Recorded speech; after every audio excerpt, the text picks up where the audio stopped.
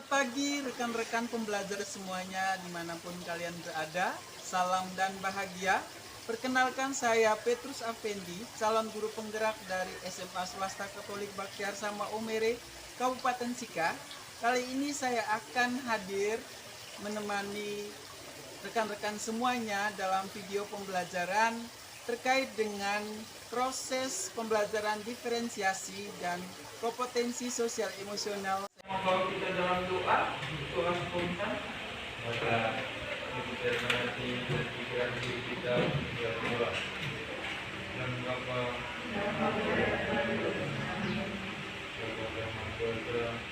mengucapkan semua berkumpul di tempat ini dalam dan keberadaan. Kiranya Engkau memberikan kami doa hati agar kami dapat mengikuti pembelajaran yang nikmat dan apa yang kami pelajari dapat berguna bagi kita. Namun kami dan sampai masa bukan Bapa. Kita yang sebagian kecilnya ada di rumah, jadi saya akan menerapkan pembelajaran blended, artinya melayani yang daring dan yang luring yang tatap muka. Nah, pagi ini kita akan mempelajari materi kita terkait dengan menulis artikel opini. Menulis opini mungkin ini sekilas saja karena tidak banyak hal yang saya harus berikan. Ini lebih banyak diskusi sebentar dalam proses penulisan. Mendiskusikan apa saja ide-ide yang sudah ada di dalam tulisan Anda yang sedang, mungkin ada yang sedang bodoh ya, karena di UKBM kita ada yang memang sudah mulai jauh ya, mungkin ada yang sudah bodoh. Itu sebentar nanti kita akan diskusikan secara bersama ya. Molan bisa dengar ya, Molan dan Ines. Oke. Kita membahas ya, kalau kita kilas balik materi sebelumnya terkait dengan tajuk rencana kelas di sana ya. Anda juga sudah menuliskan tajuk pada semester 5 kemarin. Mengapa perlu kakak dalam memberikan sebuah solusi atau dalam berargumen? Nanti sebentar juga dalam penulisan opini kan Anda perlu mencantumkan yang namanya fakta. Tadi sudah disampaikan oleh Jeki bahwa supaya lebih akurat. Yang lain bagaimana? Afni, suaranya bisa lebih besar terdengar oleh teman-temannya. Menurut saya, fakta diperlukan untuk meyakinkan orang yang menerima informasi yang lain. Oke, meyakinkan orang yang menerima informasi atau pembaca itu sendiri. Ya, setuju ya teman-teman? Setuju ya? Ada logika, Verita. Supaya permasalahan tersebut dapat dipertanggungjawabkan. Dapat dipertanggungjawabkan. Luar biasa. Silakan ya. Solusi harus fakta supaya itu dapat meyakinkan bahwa sesuatu yang dibuat akan mengubah sesuatu. Atau mengubah sesuatu ya. Berarti harus berdasarkan pada fakta. Oke, Olah. Bisa mengikuti? Ines juga bisa. Oke, bagus. Mungkin ada tambahan dari Molan atau Ines ke sini. 3. Menggunakan kata penghubung atau konjungsi seperti kemudian, setelah itu, oleh karena itu, namun dan sebagainya. Yang keempat, menggunakan kata kerja mental, material, dan relasional. Contohnya, khawatir, kata kerja mental, menulis kata kerja material, dan merupakan kata kerja relasional. Yang kelima, menggunakan banyak kosakata dan istilah agar tulisan lebih menarik dan berkualitas. Baik, terima kasih Ines. Kita tepuk tangan untuk Ines dulu ya. Kita sudah membacakan banyak penggunaan katanya juga banyak karakternya, tetapi dia sudah mencakup seluruh bagian-bagian dari sebuah artikel. Mulai dari bagian pemaparan awal terkait dengan strategi, kemudian bagian isi sudah menemukan kendala-kendala yang dihadapi, faktor-faktor apa, kemudian bagian untuk sudah pada bagian solusi, ya ini juga sudah diungkapkan di contoh yang ada, beberapa yang ada. Ya demikian dari saya terkait dengan sekilas materi terkait bagaimana menyusun sebuah artikel. Apakah ada yang mau ditanyakan? Silakan. Adakah yang mau ditanyakan? Tidak ada?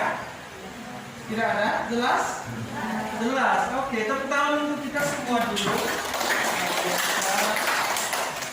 Untuk yang dari rumah jelas juga ya. Oke, tepuk tangan dulu ya, semangat. Baik, sekarang kita masuk kepada bagian inti yaitu menulis artikel. Nah, seperti yang sudah Pak sampaikan di awal tadi, jadi ada 4 kategori ya, yang ringan, praktis, opini, dan ilmiah. Silakan nanti saya akan pandu yang tertarik dengan artikel praktis. Silakan bergabung di satu grup, satu tempat sendiri berdasarkan ulasan atau ide-ide yang sudah ada dalam tulisannya. Silakan yang praktis. Adakah yang tertarik di bagian praktis? Itu lebih kepada cerita, gitu ya.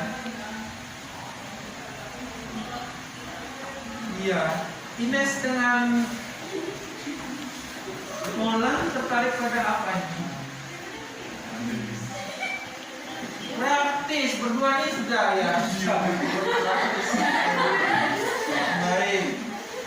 Terus tidak ada kan yang tertarik yang praktis? Yang ringan. Ayo, yang ringan. Tentang bulan. Hal-hal yang kamu tulis itu jangan sampai memberatkan kamu ya. Yang kamu suka, yang kamu senangi, yang tidak membuat kamu tuh merasa ribet sendiri, sulit sendiri. Tapi itu adalah memang saya suka, saya senang. Yang tertarik dengan artikel ringan, apakah ada? Artikel ringan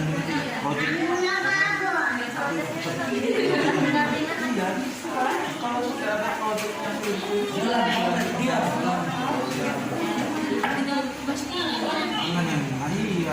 ini ada hubungannya Ini sih dia. Paham ya? ya, paham ya?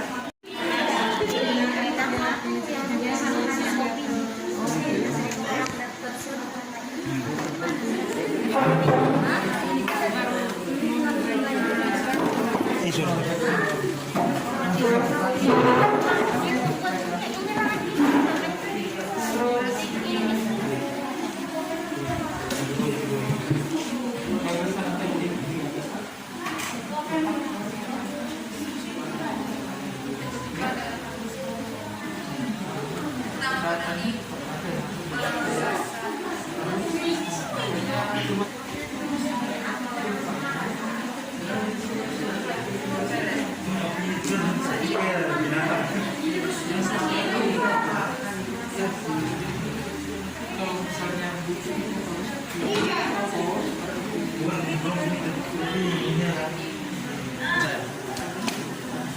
sebelumnya sudah ada ya, terus gagasannya sudah ada faktanya. Tentang COVID-19 kemudian sampai di ringkasan juga Ada kendala mengalami membaca tidak. Yang lain tentang belajar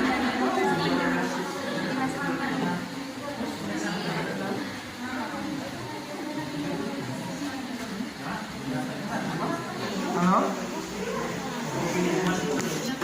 Iya, bagaimana sudah ada perkembangan tulisannya?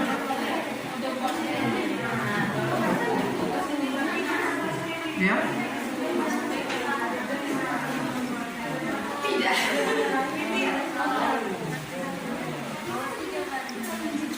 Kalau bisa dengar suara Pak? Bisa Pak. Perkembangannya sudah ada tulisannya. Hari ini saya akan menghimbau kalian semua yang kemarin saya sudah tugaskan untuk membawa agenda harian, tetap diefektifkan nulis agenda harian kalian. Ya. Nah, agenda harian kalian itu tetap diisi, tetap ditulis secara rutin. Apa yang mungkin pengalaman-pengalaman yang berharga yang kalian bisa dapatkan di kelas melalui refleksi hari ini itu dituliskan. Kira-kira saya hari ini bagaimana konsentrasi saya dalam pembelajaran, atau bagaimana saya mengikuti pelajaran itu. Apakah saya mengikuti pembelajaran ini dengan baik? Ungkapkan, adakah hal baru yang dirasakan?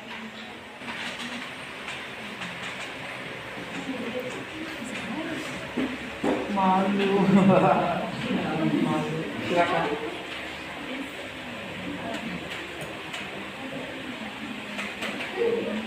Dari proses kita tadi apa yang dialami? Apa yang dirasakan?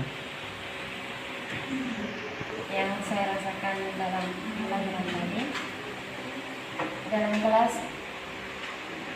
sangat kompak untuk menjawab pertanyaan yang diberikan kepada kami. Bisa saja. Baik, terima kasih atas kesempatan yang diberikan kepada Pak. Yang saya alami bukan hanya saya, tapi teman-teman semua mungkin merasa agak berbeda dengan hari ini. Karena sebelumnya kan biasanya bersama-sama. Kalau saat ini kan ada yang daring dari rumah Pak. Iya. Jadi, tapi saya merasa senang juga karena hari ini di dalam kelas juga melalui Zoom tadi kami semua bisa kompak sama-sama mengikuti pembelajaran hari ini. Baik, tepuk tangan dulu. Saya tahu isi hati dari kalian semua dalam, sehingga ketika dihadapkan pada hal-hal yang seperti ini kalian sudah mampu, yaitu apresiasi dari saya luar biasa ya. Terima kasih sudah membacakan sebuah artikel. Apa Perasaan yang berbeda yang saya rasakan, rindu dan sekolah terbayar bagi saudara. Oh iya, iya. Jadi detik-detik terakhir menuju ujian sekolah. Iya, baik. Ini mungkin menjadi momen terakhir kita belajar di kelas ya. Ya, jadi saya sangat sebelum kita menyelesaikan pembelajaran kita hari ini, saya akan menghimbau kalian semua yang kemarin saya sudah tugaskan untuk membawa agenda harian, tetap diefektifkan nulis agenda harian kalian. Ya. Nah, agenda harian kalian itu tetap diisi, tetap ditulis secara rutin. Apa yang mungkin pengalaman-pengalaman yang berharga yang kalian bisa dapatkan di kelas melalui refleksi hari ini itu dituliskan. Kira-kira saya hari ini bagaimana konsentrasi saya dalam pembelajaran, atau bagaimana saya mengikuti pelajaran itu. Apakah saya mengikuti pembelajaran ini dengan baik? Ungkapkan, tetapi menurut saya belum maksimal yang saya sampaikan. Itu semua nanti ditulis dalam agenda harian kalian. Tujuannya agar segala proses yang kita lewati itu bisa terekam. Nanti agenda harian kalian pada tahapan pembelajaran berikutnya akan review atau cek ya. Juga tujuannya bukan untuk mengecek juga ya, tetapi paling tidak saya bisa mengikuti perkembangan. Oh ternyata susah Pak ini melayani pembelajaran daring dan luring sekaligus begitu ya. Atau ngulang dengan indeks dari rumah, kesulitannya misalnya apa yang dialami hari ini, misalnya suaranya tidak terdengar dengan jelas, mungkin jaringan gitu ya. Nah, seperti itu nanti dituliskan. Mungkin juga kamu bisa merefleksikan apakah ada hal menarik, itu dituliskan ya, apakah ada hal menarik gitu. Apa yang Anda ingin pelajari lebih lanjut dari momen belajar kita hari ini? Apa yang Anda rasakan? Ini juga bisa direfleksikan dalam agenda hari raya, sehingga dari hasil refleksi itu menjadi bahan untuk evaluasi pembelajaran kita yang akan. Mungkin sebagai penutup saya ingin memberikan kesempatan sekali lagi, kira-kira seperti apa proses yang kita lewati hari ini secara singkat, mungkin ya. Provisiat dan selamat untuk kalian semua. Ya. Begitu juga Molang dan juga Ines, terima kasih banyak untuk bersama kita melalui daring ya. Mengenal tenaga kesehatan, semangat ya, harus tetap rajin ya, kuliahnya juga nanti ke depannya seperti apa masa depannya ya. Tetapi yang saya ingatkan tetap harus belajar ya, terus belajar ya, tidak boleh berhenti belajar, terus menulis agenda harian yang menjadi titipan Pak ini tetap harus dibawa sampai kalian besok-besok keluar nanti ya, tetap harus diturunkan ya, karena menulis itu adalah bagian dari semua refleksi gitu. Ada orang-orang yang memang tidak suka menulis, tetapi mungkin dengan cara lain, tetapi dari tempat ini saya mengarahkan bahwa penting menulis itu juga kita bisa mengekspresikan apa yang menjadi isi hati kita, apa yang kita rasakan ya, menjadi apa yang mungkin kerinduan kita itu bisa tercapai gitu ya. Demikian untuk hari ini ya. Sekali lagi terima kasih untuk kebersamaan kita selama kurang lebih 3 tahun. Oh 3 jam. Bagus ini 3 tahun. Baik, ini respon dari sekali ya. Sampai jumpa di ruang kehidupan nanti ya. Jadi minggu depan kalian sudah harus ujian akhir. Demikian itu saja yang bisa saya sampaikan. Terima kasih Molang dan Ines ya sudah bersama. Terima kasih. Salam untuk keluarga di rumah. Berdasarkan modul yang sudah saya pelajari dari modul 2.2 terkait dengan pembelajaran sosial emosional, saya juga sudah melakukan aksi nyata dengan penerapan pembelajaran blended learning di salah satu kelas yang saya ampuh.